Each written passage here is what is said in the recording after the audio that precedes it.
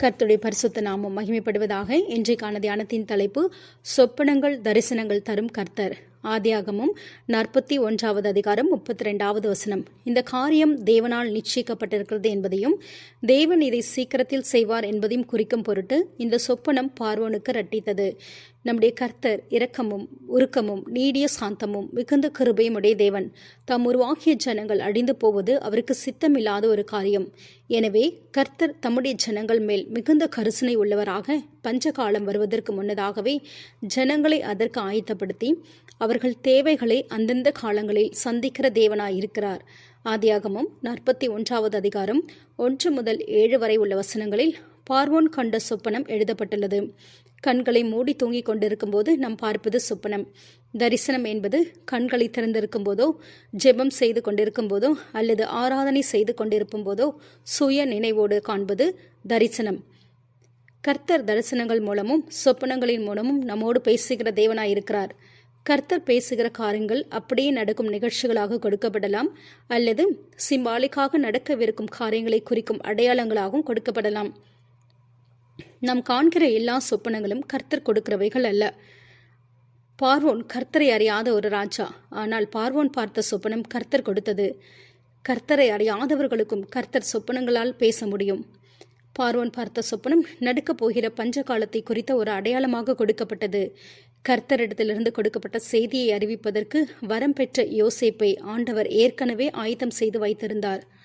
பார்வோன் கண்ட சொப்பனம் என்னவென்றால், அழகும் புஷ்டியுமான 7 பசுக்கள் நதியிலிருந்து ஏறி வந்து புல் மேய்ந்தது. அவைகளின் பின் அவலட்சணமும் கேவலமான வேறு 7 பசுக்கள் நதியிலிருந்து ஏறி வந்து நதி ஓரத்தில் நின்று கொண்டிருந்த மற்ற பசுக்கள் அண்டையில் நின்றது. அவலட்சணமும் கேவலமான பசுக்கள் அழகும் புஷ்டியுமான 7 பசுக்களை பட்சித்து போட்டது. இப்படி பார்வோன் கண்டு விழித்து கொண்டான். மறுபடியும் அவன் நித்திரை செய்து 2ஆம் விசை ஒரு சொப்பனம் கண்டான். நல்ல செழுமையான 7 கதிர்கள் ஒரு தாழிலிருந்து ஓங்கி வளர்ந்தது. பின்பு சாவியானதும் கீழ்காற்றினால் தீந்தைத்ததுமான 7 கதிர்கள் முளைத்தது. சாவியான கதிர்கள் செழுமையும் நிறைமேனுமான அந்த 7 கதிர்களை விழுங்கி போட்டது. அப்போது பார்வோன் விழித்து கொண்டு அது சொப்பனம் என்று அறிந்தான் என்று வாசிக்கிறோம். கர்த்தர் ஒரு தரிசனத்தையோ சொப்பனத்தையோ தருவார் என்றால் அதில் காணப்படும் ஒவ்வொரு சிறிய பகுதிகளுக்கும் அர்த்தம் உண்டு. அதன் அர்த்தத்தை கர்த்தரிடத்தில் நாம் கேட்கும்போது வேத வசனங்கள் மூலமாகவோ பாடல்கள் மூலமாகவோ ஏதோ ஒரு வழியில் அதை தெரியப்படுத்தி அதற்கு அர்த்தம் கொடுக்கிற தேவனாயிருக்கிறார். பார்வோன் தனக்கு தெரிந்த மந்திரவாதிகள் ஜோசிரை வரவழைத்த போதிலும் பார்வோனின் சொப்பனத்திற்கு அர்த்தம் சொல்ல ஒருவராலும் கூடாதிருந்தது. கர்த்தர் ஒவ்வொரு யோசேப்புகளுக்கும் அவர்கள் உயர்த்தப்படுவதற்குரிய குறித்த காலத்தை வைத்திருக்கிறார். குறித்த காலம் நிறைவேறும்போது அவர்களுடைய முன்னேற்றத்தை ஒருவரும் தடுக்க முடியாது. யோசேப்பு உயர்த்தப்படுவதற்கான கர்த்தர் குறித்த காலம் நிறைவேறினபடியால் சிறைச்சாலையிலிருந்து யோசேப்பு சொப்பனத்திற்கு அர்த்தம் சொல்லும்படியாக வரவழைக்கப்பட்டார்.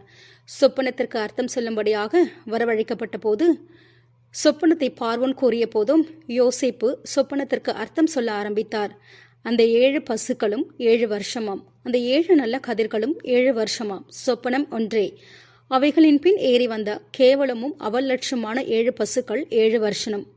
கீழ்காற்றினால் தீந்து சாவியான 7 கதிர்களும் 7 வருஷமாம். இவைகள் பஞ்சம் உள்ள 7 வருஷமாம். பார்வோனுக்கு நான் சொல்ல வேண்டிய காரியம் இதுவே. தேவன் தாம் செய்ய போகிறதை பார்வோனுக்கு காண்பித்திருக்கிறார். எகிப்து தேசம் எங்கும் பரிபூர்ணமான விளைவு உண்டாயிருக்கும் 7 வருஷம் வரும். அதற்கு பின்பு பஞ்சம் உண்டாயிருக்கும் 7 வருஷம் வரும். அப்பொழுது எகிப்து தேசத்தில் அந்த பரிபூரணமெல்லாம் மறக்கப்பட்டு போம். அந்த பஞ்சம் தேசத்தை பாழாக்கும்.